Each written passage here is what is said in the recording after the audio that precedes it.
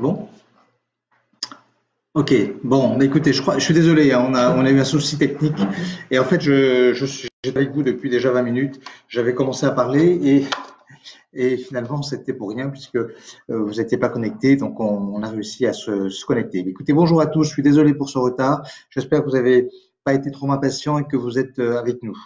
Donc, je vais être un tout petit peu plus rapide parce que je pourrais pas dépasser mon timing de 17h50, donc on aura un petit peu moins de temps. D'abord, je voudrais vous faire un petit retour sur le discours du président de la République qui nous a quand même un peu éclairé sur la situation avec tout d'abord cette question de on a encore un mois de confinement clair, ferme. C'est pas rien parce que c'est quand même vraiment très très contraignant. Et on sait en plus que le déconfinement va se faire très progressivement parce que malheureusement le virus, vous avez compris, il est là, il est présent. On n'a pas de moyen aujourd'hui de l'enlever, de le corriger. Et bon, il va se ralentir sans doute un peu durant l'été, mais il repartira sans doute malheureusement un petit peu encore un peu en septembre-octobre. Donc on est dans quelque chose qui reste très compliqué à gérer. Humainement, on en parlera un petit peu après, donc c'est une vraie réalité. Pourquoi il attend un mois pour nous déconfiner un petit peu? Parce qu'il y aura un peu moins de patients dans les hôpitaux. Vous savez, le gros problème des hôpitaux, c'est que les services de réanimation sont surchargés, les durées de séjour en réanimation sont de 3 semaines environ, un peu plus peut-être même. Chaque patient qui tombe dans un coma artificiel parce qu'il a des problèmes de respiration reste longtemps.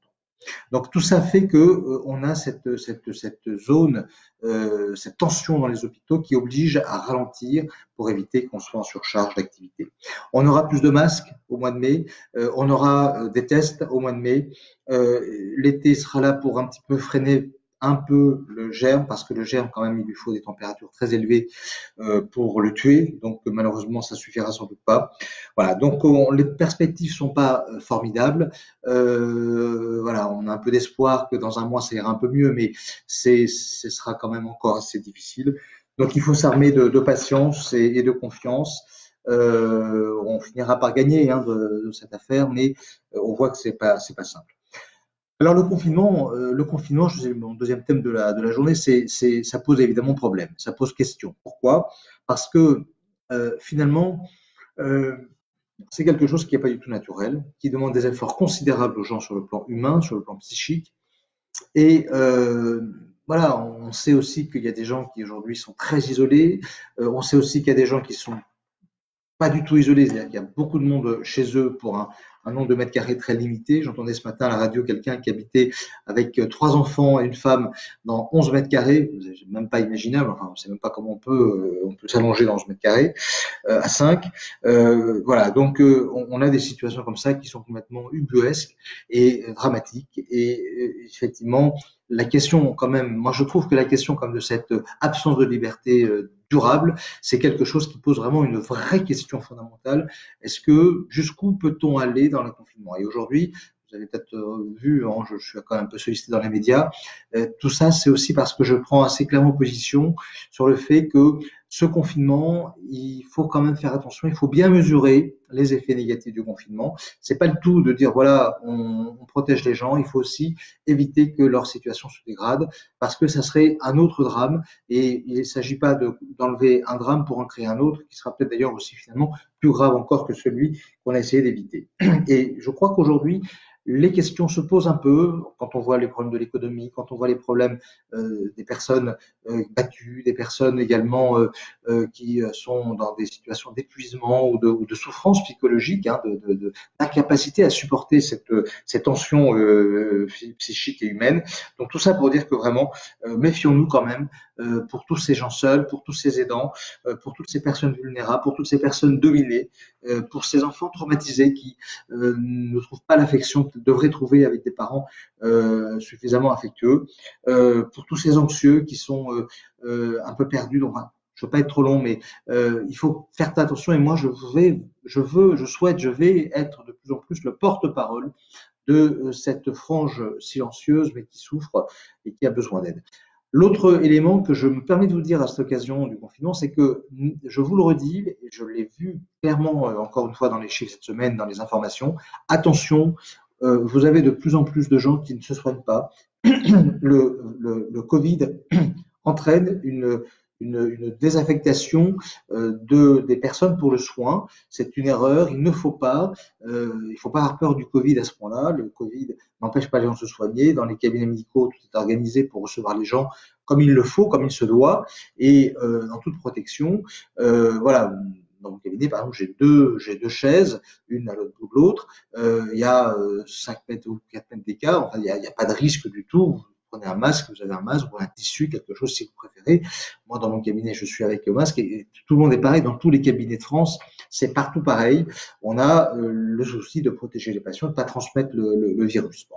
Donc, faites-vous soigner, n'hésitez pas à le faire. On sait aujourd'hui qu'il y a moins d'infarctus dans les hôpitaux, il y a moins d'AVC dans les hôpitaux. Tout ça, ça veut rien dire. On sait bien que ces infarctus et ces AVC continuent d'exister, mais les gens terrorisés n'osent plus sortir de chez eux. C'est un drame qui est en train de se produire et je vous encourage vivement à ne pas céder à cette peur. Je le disais dans mon précédente intervention quand j'étais avec personne il y a quelques minutes, je disais mais n'hésitez pas, si vraiment vous avez personne chez vous, vous n'avez pas de médecin, vous n'avez pas confiance, je sais pas que vous voulez, ou que les médecins que vous avez vous n'avez pas la réponse que vous voulez, n'hésitez pas, vous pouvez nous contacter. Et ceux qui sont vraiment à ce jour, je parle, hein, et ceux qui sont vraiment trop mal, vous pouvez également demander à être hospitalisé s'il le faut. Hein. Il y a, ne vous souciez pas, il faut être pris en charge. Hein, la santé continue, les maladies continuent. Il n'y a pas que le Covid sur la Terre aujourd'hui. Et nous qui sommes médecins, nous savons parfaitement que nous devons prendre en charge les personnes qui sont en difficulté, en souffrance. Et pour nous, il s'agit bien sûr d'une souffrance psychologique. Donc attention, méfiance.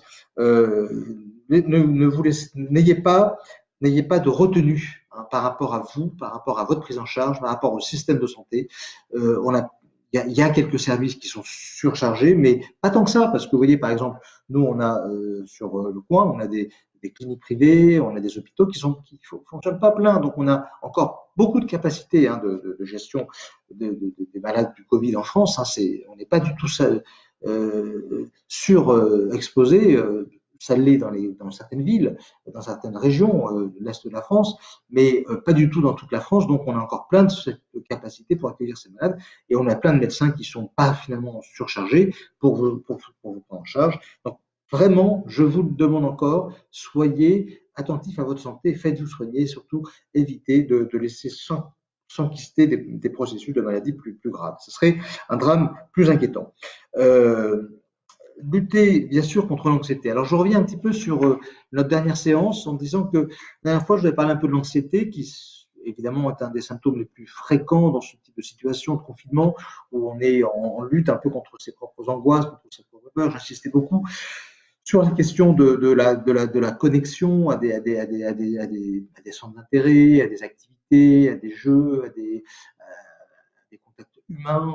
Voilà. Je parlais donc de l'anxiété en vous parlant aussi des symptômes psychologiques de l'anxiété qui sont très nombreux. Je vous parlais également de la fatigue, mais j'ai pas eu beaucoup le temps de partir sur d'autres symptômes, et en particulier les symptômes ce qu'on appelle somatiques de l'anxiété. Ils sont très nombreux et ils peuvent expliquer énormément de symptômes. Alors, dans la période actuelle que nous vivons, tous les hypochondriaques vont avoir tendance un petit peu à s'imaginer que pour un ci ou pour un ça, ils vont avoir le Covid. Ils vont attraper le Covid. Alors, il faut savoir que la difficulté de gestion de ces histoires, c'est que l'anxiété peut donner à peu près tous les symptômes physiques qui existent dans notre corps. Parce que l'anxiété, ça part du cerveau, et le cerveau, quand il est stimulé, quand il est un peu excité par une peur, par une inquiétude, eh bien, le cerveau peut très bien déclencher dans le corps des sensations, des perceptions qui sont artificielles et qui viennent en fait du cerveau. Il peut déclencher par exemple une douleur. Une douleur peut très très bien venir du cerveau. Votre cerveau a enregistré il y a 20 ans ou 3 jours ou pas du tout d'ailleurs, une douleur et il a décidé de reproduire la même douleur. Donc votre cerveau se stimule en quelque sorte et vient alimenter votre corps d'une zone, vient exciter votre corps dans une zone qui va être une zone douloureuse, ressentie douloureusement. Voilà. Donc, tous les symptômes physiques, c'est-à-dire, je ne sais pas, je vais prendre des exemples, mais des palpitations, des vertiges, des nausées, ça peut être aussi des vomissements, ça peut être aussi des horripilations, vous savez, les poils qui se mettent un petit peu à se raidir. Ça peut être de l'oppression thoracique, des difficultés respiratoires, des douleurs, des précardialgies, des douleurs rétrosternales, qui font penser à un arrêt cardiaque, alors qu'en fait, c'est pas ça du tout, hein, ça n'a rien à voir. Ça peut être des spasmes dans le ventre, ça peut être des je trouve plus le mot, mais bon, à peu près toutes oui, des fasciculations, c'est-à-dire des petites stimulations du neurone, du muscle par le neurone qui vient exciter en quelque sorte le neurone. Ça peut être bien sûr des problèmes gastriques, ça peut être aussi des problèmes de constipation. Enfin, je vous en passe et des meilleurs. Alors un autre symptôme également que favorise l'anxiété, tout ça, il faut imaginer que ça peut nous arriver à tout moment. Hein, c'est pas du tout quelque chose, voilà, votre corps va pas s'arrêter et va dire tiens j'ai de l'angoisse. Non, l'angoisse elle apparaît comme ça sans qu'on s'y attende du tout et tout d'un coup on se met à être irritable, à être agressif, à être désagréable, à être très sensitif avec les autres, à réagir un peu violemment quand on fait une remarque, quelque chose. Donc ce côté-là, c'est quelque chose qui est souvent lié aussi à un niveau d'anxiété qui croît, qui augmente, et donc il faut le repérer, c'est important également d'y penser. L'anxiété, ça peut donner des troubles de l'appétit, moins que la dépression, hein, qui est plus spécifique des troubles de l'appétit, mais ça peut quand même gêner l'appétit, ou ça peut donner un peu d'addiction, notamment, hein, parce que pour calmer ses nerfs, eh bien, on mange du sucré, notamment, pour essayer de se libérer un peu l'esprit, pour se faire plaisir aussi, pour sortir un peu de ces pressions intérieures.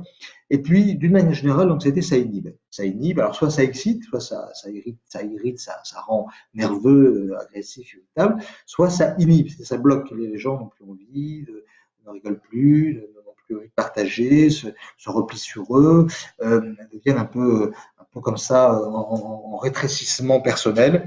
Et effectivement, il faut faire très attention à ne pas se laisser dominer par cette inhibition.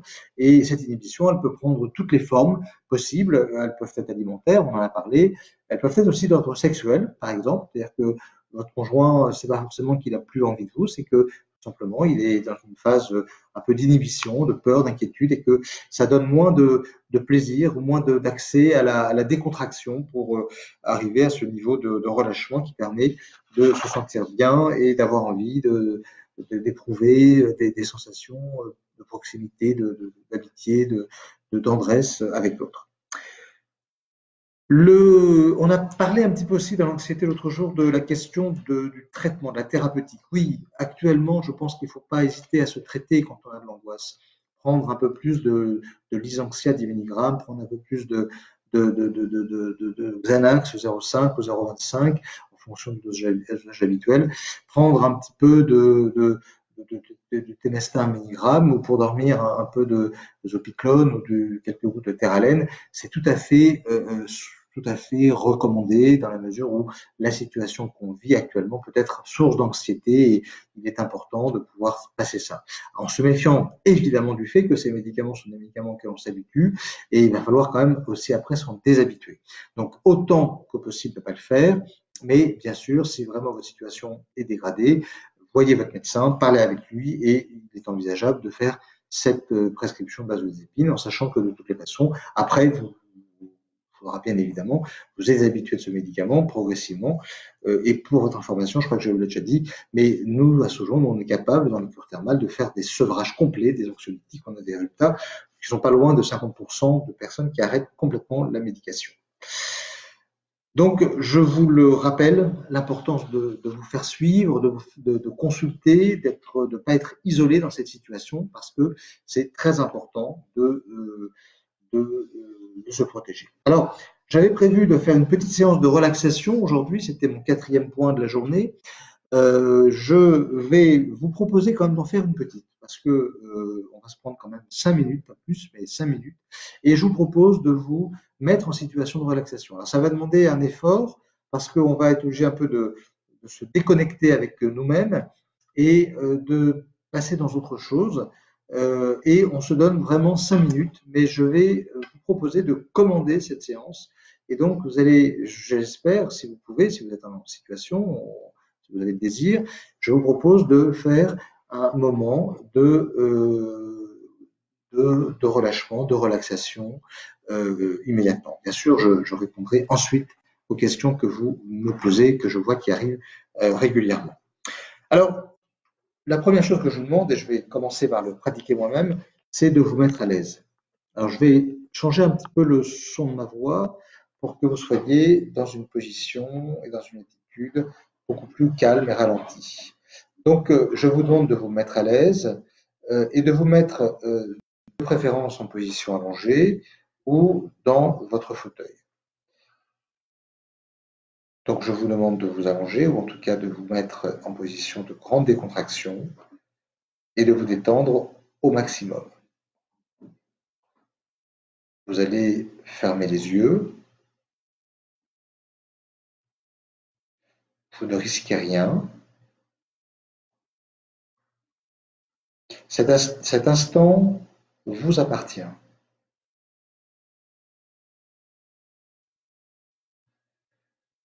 Peu à peu, vous relâchez vos pensées,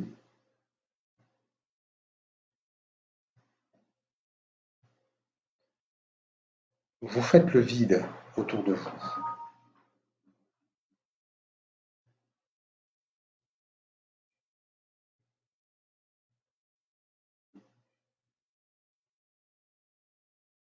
Vous faites le vide en vous.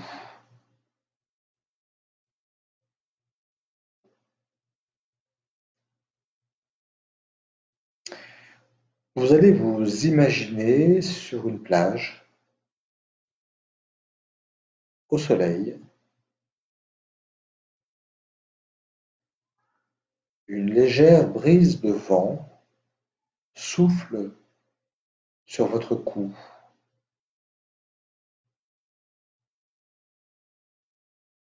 sur vos reins,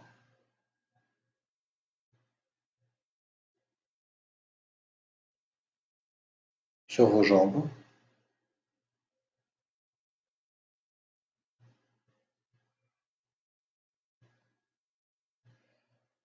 Le soleil brûle, mais ce filet de vent vous rafraîchit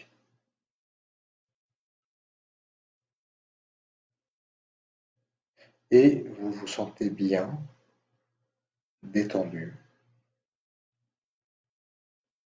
décontracté.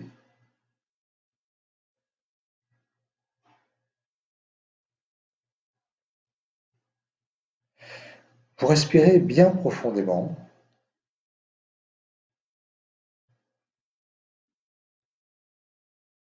Vous respirez de nouveau bien profondément.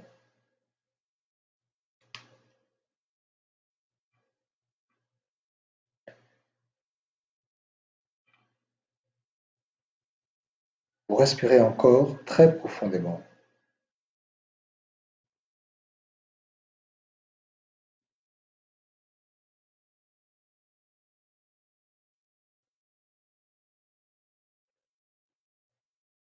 Vous vous sentez bien dans vous-même.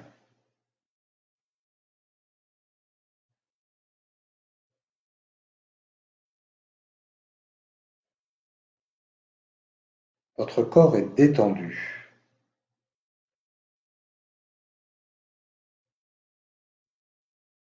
relâché,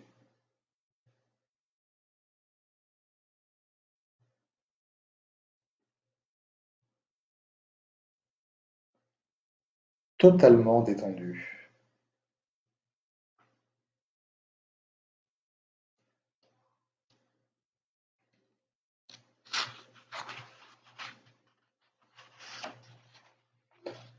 Vous ne pensez plus à rien.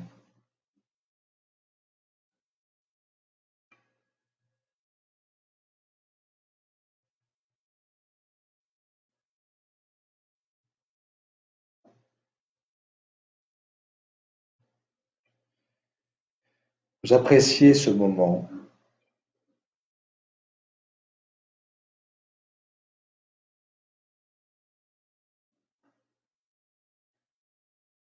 Vous vous sentez sûr de vous, libre.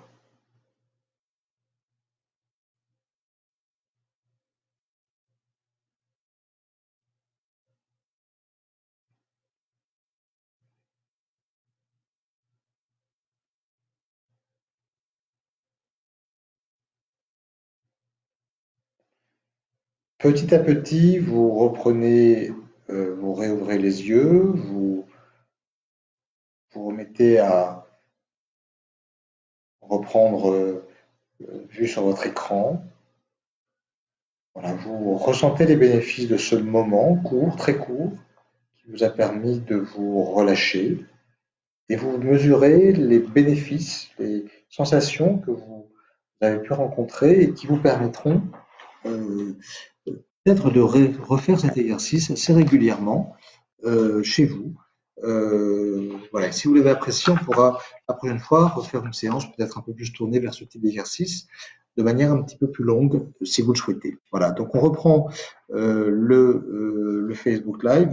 Je suis désolé, on est un peu court parce que il nous reste encore 10 minutes et je voudrais quand même qu'on passe quelques temps avec vos questions. Alors, je voulais également donc vous aborder avec vous un autre sujet qui était, je voulais revenir sur les réseaux sociaux. J'ai vu que vous avez pas mal échangé sur les réseaux sociaux, donc j'en suis évidemment très content. Je pense que c'est très important que notre réseau social nous permette de nous connecter comme ça et qu'on ait régulièrement comme cela des activités. Alors, qu'est-ce qui s'est passé la semaine dernière? On avait dit que plusieurs d'entre vous essaieraient de faire des activités pour faire vivre un petit peu ces réseaux. Eh bien, cela a été fait. Et je voudrais rapidement d'abord vous remercier de votre participation, vous dire que j'ai compris qu'il y a quand même des gens qui écrivent régulièrement, qui font vivre ce réseau de manière assez active régulièrement, ça c'est très bien. Alors, je voudrais naturellement remercier et féliciter ceux qui ont été les plus performants dans leur travail de cette semaine. On a Milena Tussaud qui nous a recommandé un livre, celui d'un Dubois, pas de ma famille, mais un Jean-Paul Dubois, sur tous les hommes n'habitent pas le même monde, qui a été pris au concours cette année, qui a écrit un livre, paraît-il, remarquable. Je voudrais également citer Patricia Carré, qui a écrit un livre sur une expérience personnelle que je connais, puisque c'est une personne juriste et c'est une personne que je connais aussi, puisqu'elle m'a demandé de dédicacer son livre. Et j'ai lu son livre, je l'ai dévoré, il est très intéressant sur la façon dont le processus de burn-out s'est mis en place chez elle. Et je trouve que c'est extrêmement intéressant de voir ce processus, comment il a été bien et vite décrit par elle. Et voilà, vous avez, c'est pas très long, c'est un livre qui doit faire 40-50 pages, mais vous avez vraiment une dynamique dans ce livre qui est très intéressante. Alors pour les fleurs, je voudrais remercier Sophie Levieux et bien sûr monsieur et madame Sadou qui passent leur temps à faire des magnifiques bouquets de fleurs en photo, enfin, dont on voit la photo. Pour la peinture, je voudrais remercier Michel Windholz qui fait de magnifiques peintures, très joyeuses. Un peu plus que la fois d'avant, c'était un petit peu plus triste et c'est vrai que c'est très agréable. Je vous encourage à regarder ces peintures sur le Facebook. Un petit mot des mandalas de Christelle Cura. Une recommandation de Biden Tussaud pour un film qui est Un dimanche à la campagne de François Truffaut. J'ai pas le souvenir de l'avoir vu et je pense que j'irai le voir parce que je sais que François Truffaut fait de très très beaux films. Pour les photos, remerciements parce que c'est vrai que c'est des photos qui nous agradent beaucoup à Gérard Charpie, Yvonne Poncé et Marie-Noël Sombard. Et puis, j'ai retenu l'idée d'un journal du confinement personnel. Et je rappelle combien il est important d'écrire quand on est dans des situations de souffrance comme ça, vraiment de faire sortir de son cerveau ses émotions. C'est extrêmement important de faire vivre ses émotions et c'est une très bonne remarque de la part de de l'idée qui nous a été transmise. Vous continuez toutes les semaines à faire le travail du confinement. Vous voyez, on en fait même un petit journal interne. Le confinement est sous inspiration, on partage nos idées. C'est le groupe Facebook terme de ce genre que anime Astrid. Et vous avez également un Facebook de lecture. Donc je vous encourage à continuer à faire ça. Je vous propose maintenant de passer à vos questions. Alors j'ai peut-être un mot à vous dire quand même sur les termes. Donc les termes, on nous pose beaucoup de questions. Aujourd'hui, on sait que les termes ne réouvriront pas avant le 15 juillet, ce qui veut dire qu'elles ouvriront peut-être à partir du 15 juillet. Tout ça, c'est encore une incertitude. Bien évidemment, nous travaillons actuellement sur les conditions d'une réouverture des thermes. Dans les conditions d'une réouverture possible des thermes, bien évidemment, on sera très attentif à la sécurité des gens, à la sécurité sanitaire des gens, et on a déjà réfléchi, on va le faire encore plus d'ici le mois de juillet, on va faire très attention à ce que les circuits des patients soient extrêmement protégés. Hein, c'est-à-dire que ceux qui iront à la baignoire, après, ils iront, ou plutôt ceux qui iront à la douche iront ensuite à la baignoire qui est un peu plus loin, et puis après ils iront à la piscine, etc., ou passant par le massage, pour qu'il y ait un minimum de croisement et qu'il y ait un circuit sur lequel les gens puissent parvenir. Voilà, on aura un nombre de patients limité par horaire et tout ça se fera de manière tout à fait progressive et adaptée aux risques en face. Et il y a un nombre de points sur lesquels on peut évidemment beaucoup travailler qui peuvent nous permettre d'améliorer considérablement les conditions de vos séjours en cure thermale parce qu'on sait que beaucoup d'entre vous souhaitent aujourd'hui bénéficier de la cure, surtout dans ce climat d'anxiété généralisée et d'inquiétude. Alors, la cure ouverte en juillet, c'est la question d'Emmanuel. Je ne veux pas vous le garantir encore. C'est une hypothèse, je dirais, un peu plus vraisemblable qu'il y a une semaine. Donc, on va plutôt dans ce sens-là, mais on ne peut pas vous le garantir. Et pour l'instant, c'est quand même difficile de vous l'affirmer. Je pense qu'il faut être encore prudent. Ne soyez pas trop actif dans votre réservation actuellement. Je pense que c'est pas possible. En automne pour Brigitte, très vraisemblablement oui. Je dirais que juillet c'est allez 7 chances sur 10, octobre c'est 8,5, mais c'est pas 10. Voilà. Pas 10 parce que les germes peuvent encore être là et il peut y avoir un mouvement d'augmentation du nombre de cas et si c'est le cas, ben, on aura des fermetures à nouveau. Donc voilà, je ne peux pas vous dire aujourd'hui formellement qu'il n'y a aucune chance que les thermes ne soient pas ouverts au mois d'octobre. J'espère que ça sera le cas, mais je peux pas vous dire à 100% oui. Je peux vous dire que on y travaille beaucoup. On est en train de remettre un plan de projet de réouverture des thermes par le biais de l'ensemble du terme, de la profession dans laquelle je travaille en tant que médecin thermal avec la Société française de médecine thermale, et également les pouvoirs politiques, les liens politiques qu'on peut avoir, et on va essayer évidemment d'obtenir les conditions d'une réouverture qui garantissent à chacun les conditions d'usage de l'eau dans des conditions tout à fait bonnes. Alors, autre chose importante, le milieu de l'eau ne semble pas un milieu qui favorise le risque de transmission du germe, pas plus, pas moins que le milieu naturel. Donc il n'y a pas a priori d'obstacle qui serait lié à la vaporisation ou à la ventilation qu'on peut trouver parfois dans les systèmes de stations thermales. Comment, quand on est en télétravail, savoir quand s'arrêter? Alors oui, c'est une question intéressante, je trouve, à laquelle j'ai pas répondu beaucoup ces derniers temps. Le télétravail. Le télétravail, effectivement, il faut savoir s'arrêter, bien sûr, il faut savoir s'arrêter. Je crois qu'il faut faire comme au travail, il faut faire des horaires. Vous faites 9h midi, 14h, 17h, je sais pas, c'est un temps plein ou un temps partiel. Dominique, mais votre télétravail, c'est un temps de travail, il faut vraiment s'en écarter après et voilà, couper. Et surtout aujourd'hui, on est confiné, on a besoin aussi d'avoir des temps aussi pour faire autre chose que de travailler et aussi autre chose que de voilà, on a besoin de bouger, de faire des courses, on a aussi besoin de téléphoner à des gens proches, des amis, d'avoir des nouvelles de sa famille, de ses proches. Tout ça, c'est très très important de se faire accompagner. Donc oui, bien évidemment. C'est très important. Alors, je suis désolé, je vais un peu vite parce que le temps passe. Je voudrais quand même répondre à pas mal de questions.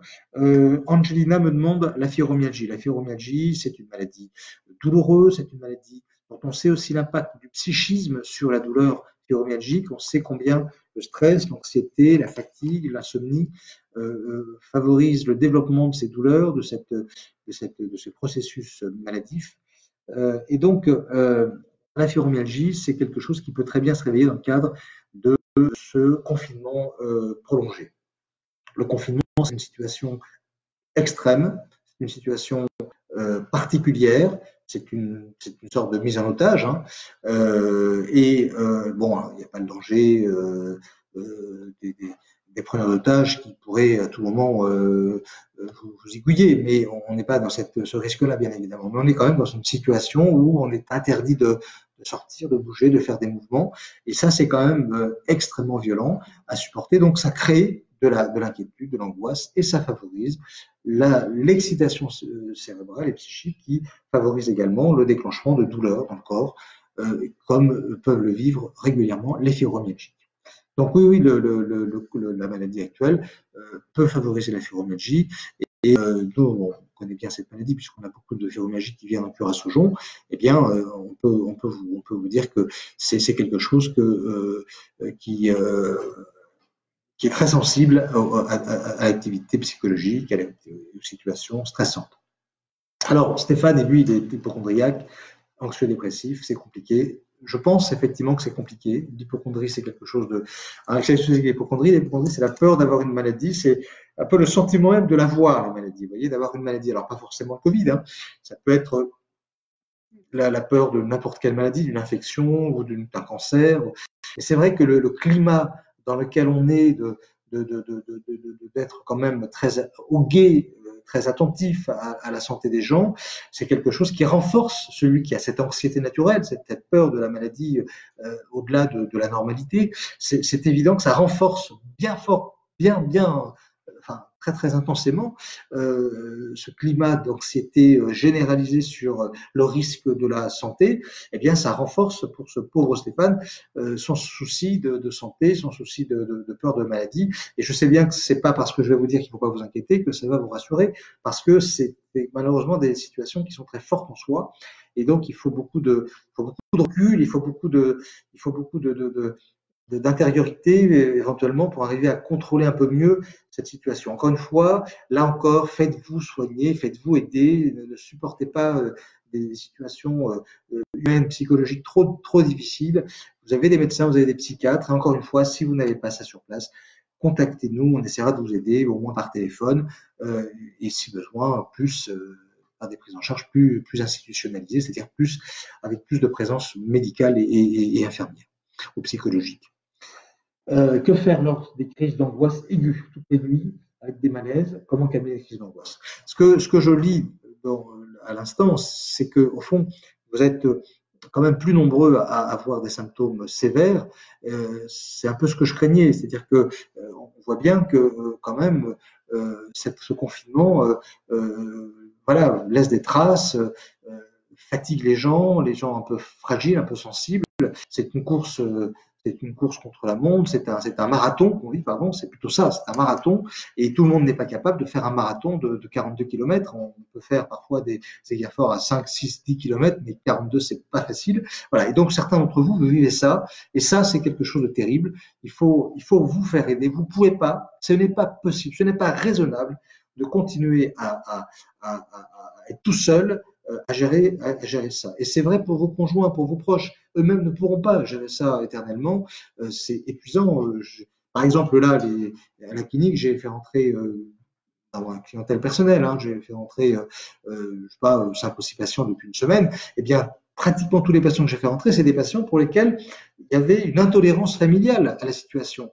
Hein, c'était des situations de tension très fortes pour le conjoint, pour les enfants, pour les proches. Ou alors c'était une personne totalement isolée qui ne pouvait plus supporter cette solitude. Mais vous voyez, c'est des situations vraiment où les gens craquent parce que voilà, il faut faire attention, il faut mesurer jusqu'où on peut aller dans l'effort.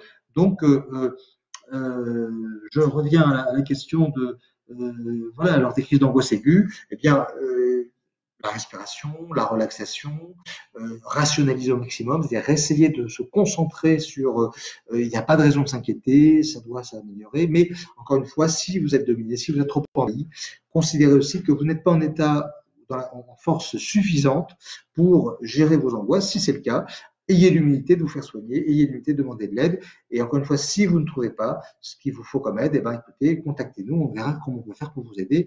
Astrid me fera le relais et on essaiera de trouver des solutions avec certains médecins, des psychologues de chez nous, pour vous apporter au moins des informations ou des conseils ou des liens avec des personnes, parce qu'effectivement, on ne peut pas laisser les choses se passer comme ça. Zumba, est-ce que le confinement positif il est possible de partager, par exemple, une vidéo séance. Zumba, voilà. Oui? Ah, une séance de Zumba. C'était la question qu'on me posait. Parce que j'ai quelqu'un à côté de moi qui me fait passer vos questions. Alors, je croyais que c'était un Zumba qui parlait, alors qu'en fait, c'était une séance de Zumba. Mais écoutez, ça, on travaille actuellement, enfin, on travaille. Le mardi, on fait une séance qui a pour but de voilà, rythmer un peu votre semaine avec des activités, des actualités. Mardi prochain, je pense qu'on fera une nouvelle séance. Alors, ce sera peut-être pas de la Zumba, je vous garantis pas, mais on fera sans doute une séance qui sera en vidéo, qui sera faite la semaine prochaine et que vous pourrez partager. Euh, ah oui, alors on m'explique que c'est une demande d'une personne qui voudrait partager sa séance de Zumba. Eh bien, je pense que oui, il faut voir ça avec Astrid. Écrivez-le peut-être sur de toute façon, on l'a sur le texte, et je vais demander à Astrid de vous répondre sur la possibilité qu'on a de faire des séances dans le cadre de cette affaire. Voilà. Autre chose, y a-t-il d'autres thèmes? Répétez les livres. Alors les livres, il faut que je retrouve, c'était, il y a deux livres que je vous ai conseillés à l'instant. Le premier, c'était le livre de Jean-Paul Dubois, le nom est difficile à retenir parce que c'est le même que le mien. Donc Tous les hommes n'habitent pas le même monde. C'est un livre récent qui a eu le Goncourt cette année, en 2019. Et puis le deuxième, c'est un livre qui a été écrit par Patricia Carré. Je pense qu'elle a dû en parler sur le blog de Sojon, enfin sur le Facebook de Sojon, qui s'appelle Du déni au burn-out et dont j'ai eu l'honneur de faire la préface. Et je vous dis, c'est un livre qui est vraiment très bien écrit, très sympathique sur ce thème. Euh, Ensuite, si vous voulez, moi je pense que euh, on va peut-être pas être trop long maintenant, mais oui, je vais peut-être encore allez, je vais aller jusqu'à 6 heures. Bonjour l'île de la Réunion. Eh bien, bonjour à l'île de la Réunion. Je suis très heureux d'avoir votre. Alors, quelqu'un me demande, euh, elle dit qu'elle est dépressive, très seule, elle souffre beaucoup de cette solitude, elle ne peut pas se faire aider. Psychiatre par téléphone, très distant et pas compréhensif comme vous l'êtes. Bon, c'est gentil.